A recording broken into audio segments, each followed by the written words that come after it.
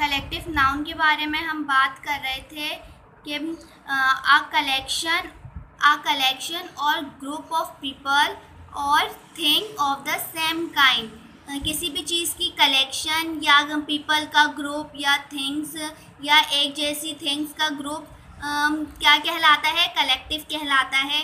जैसे कि एक क्लास है और क्लास में कितने बच्चे होते हैं? बहुत सारे बच्चे होते हैं। तो ये क्या कहलाएगा आपका? ये क्यों कलेक्टिव नाउन में आएगा।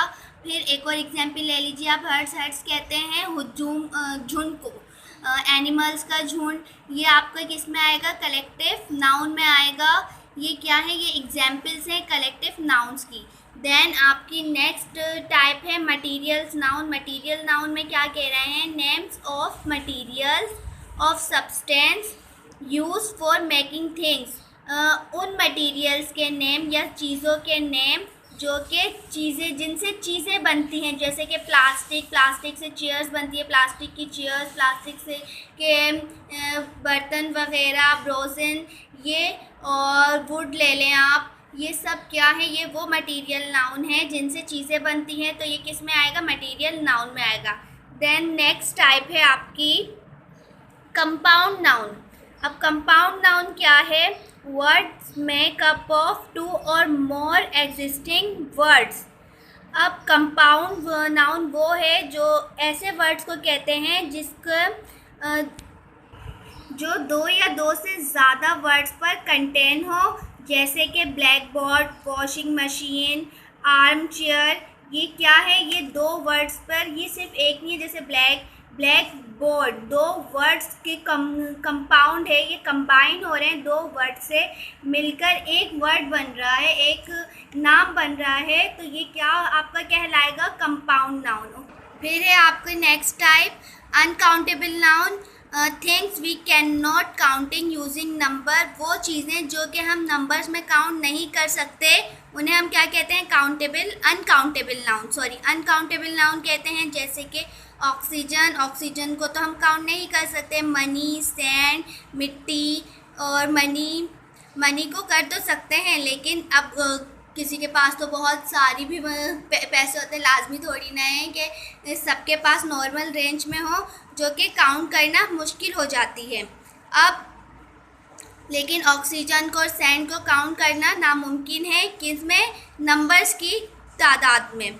अब यहाँ पर बोल रहे हैं this do not have a plural form. ये प्लूरल फॉर्म में नहीं होती। We do not use a और एन विद देम। और हम इन वर्ड्स के साथ ए और एन यूज़ नहीं करते। जबकि काउंटेबल नाउन आपको याद होगा, उसके साथ उसके सिंगुलर और प्लूरल भी होते थे और उनके साथ हम ए और एन भी यूज़ करते थे।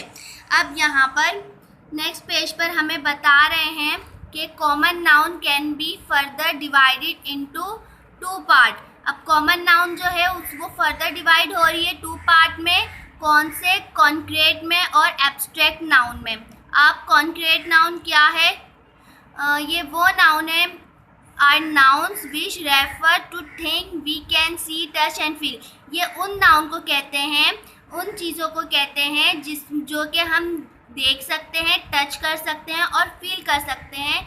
ऐसी चीज़ें जिनको हम टच कर सकते हैं, देख सकते हैं और फील कर सकते हैं, वो कहलाते हैं कॉन्क्रीट नाउन। ओके, यहाँ पर एग्जाम्पल भी दे दी। The girl took the dog for a walk. Okay, अब नेक्स्ट है एब्स्ट्रैक्ट नाउन। एब्स्ट्रैक्ट नाउन क्या होता है? Which refer to thing that we can not touch और सी। एब्स्ट्रैक्ट नाउन उन नाउन को कहते हैं जिनको हम ना टच कर सकते हैं ना हम फील कर सकते हैं। This can be names of a quality, state और कॉन्सेप्ट। ये जो नेम होते हैं ये क्वालिटी के बारे में या स्टेट के बारे में, इसके बारे में बात की जाती है। जैसे कि love, hate, honesty, happiness, sadness, ये चीज़ें होती हैं जो कि जिनको तो हम टच भी नहीं कर सकते और ना हम देख सकते हैं। तो ये क्या कहलाती है? Concrete noun. यहाँ पर हमारी एक्सप्लेनेशन कंप्लीट हुई। अब हम इस चैप्टर की क्या करेंगे? एक्सरसाइज करेंगे। ओके।